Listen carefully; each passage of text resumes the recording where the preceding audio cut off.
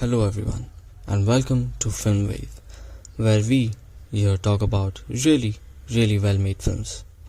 Today I want to take you on a journey through time, from the shadows of early cinema to a modern reimagining, as we explore Nosferatu, the iconic vampire story through its original 1922 film and the much anticipated 2024 remake. Let's begin at the beginning.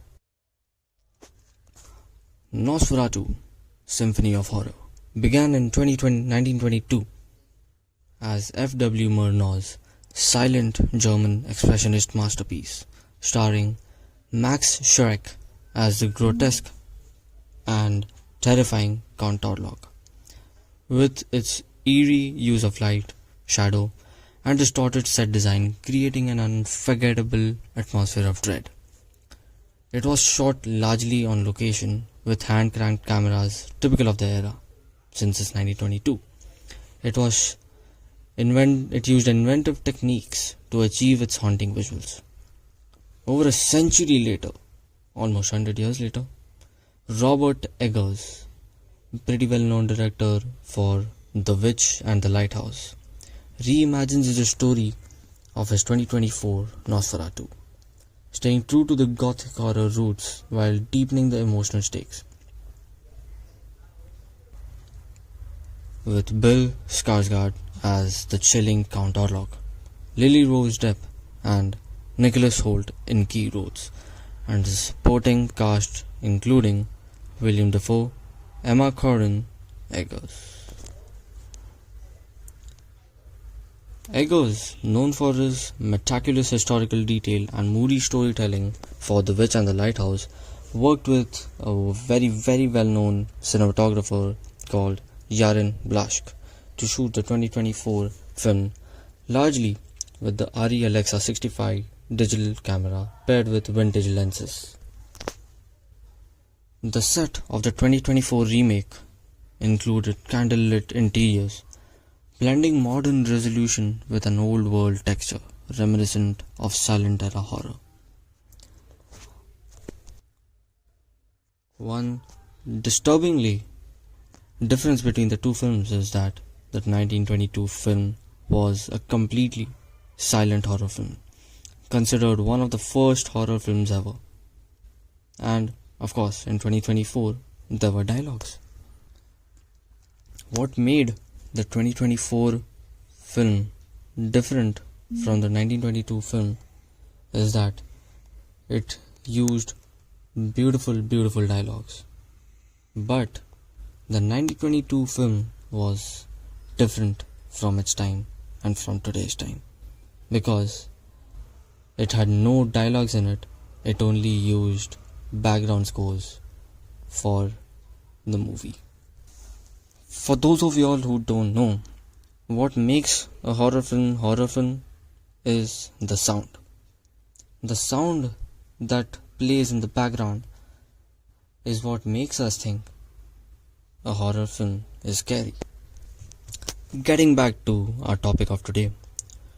Together, these two films, one silent and grainy, the other lush yet unsettling, bookend more than a century of cinematic fascination with the vampire myth, showing how filmmakers continue to draw on and reinvent the shadowy power of Nosferatu.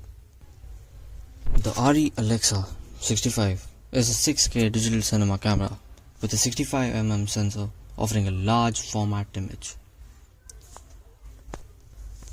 This amazing camera used by Yaron Blaschke in the 2024 Nosferatu offers a high spatial resolution, natural colors, and high dynamic range, producing stunningly detailed images for large cinema screens. The movie Nosferatu is about a young man named Thomas Hutter, who is sent by his employer to the remote mountains of Transylvania to arrange the sale of a house in Germany to a mysterious nobleman called Count Orlok. When Hutter arrives, he finds Orlok's castle eerie and the Count himself strange, pale with long fingers, rat-like teeth and an unsettling presence. One night, Hutter realizes that Orlok is not a person but actually a vampire who feeds on blood and spreads death and disease wherever he goes. Orlok, who becomes obsessed with Hutter's wife, Ellen, after seeing her picture. He feels that he is madly in love with her. Then he sets sail to Germany, bringing a violent plague disease with him and killing the ship's crew along the way. Back home, the town descends into panic as Orlok arrives and begins preying on people. But his main prey, Ellen, Hutter's wife. In the final act of the film, Ellen discovers that the only way to destroy Orlok is to distract him until the first light of dawn. She then sacrifices herself, letting him feed on her all night, keeping him from fleeing and spreading the plague. When the sun rises, Orlok disintegrates into nothing. Both the 1922 and the 2024 films tell the same haunting story of love, sacrifice, and the battle between humanity and timeless evil. Though the newer version reportedly gives Ellen more depth and agency and explores the emotions of all the characters more deeply. One final thing to all of you listening, I would deeply recommend you to go and watch Nosferatu. It is a well shot movie, especially because of our director Robert Eggers and cinematographer Yaron Blashkinet. Do give it a watch, and until next time, thank you.